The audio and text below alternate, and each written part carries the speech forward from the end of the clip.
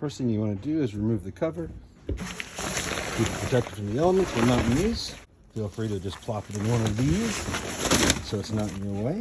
Here's the gas grill. You can simply turn it to open. Go ahead and open the top. You can see there's a cast iron grill for you used. If you'd like to, set the burners to ignite. And then this button will do just that. When you're done using the grill, you simply turn these both to the off position. Shut this. Come back down here. The most important part for safety, turn it off, all the way off. So it's nice and snug. When the grill has completely cooled down, we do ask that you put the top back on just to keep it in good condition so you can use it throughout your stay.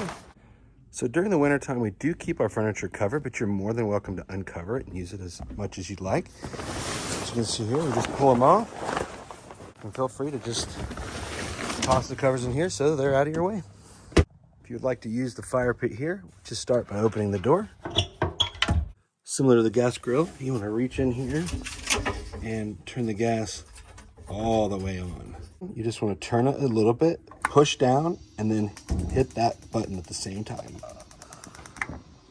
And then you can slowly turn it to a higher or lower setting.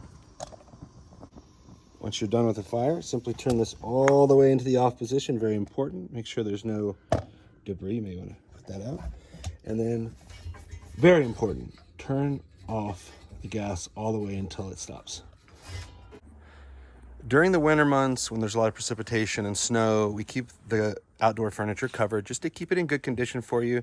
Even though it's covered, you're welcome to use it. You can remove the tarps. And if you don't want to mess with it, you have another section here if it's just a smaller group. But we do encourage you to use the space. It's there for you.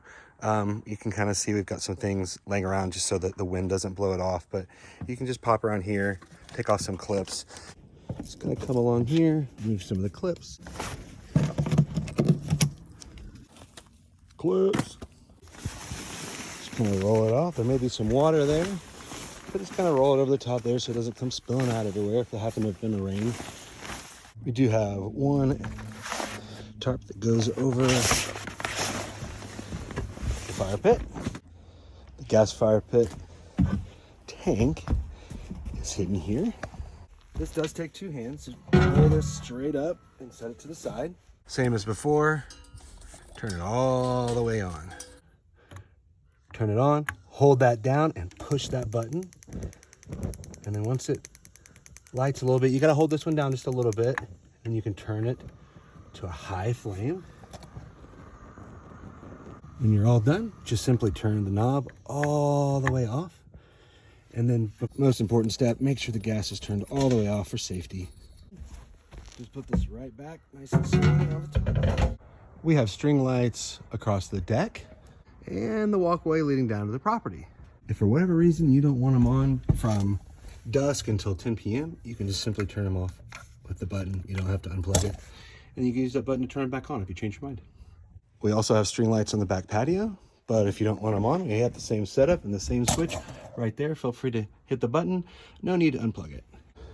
So here you can see this is the closed position for the flue. It needs to be open before starting a fire.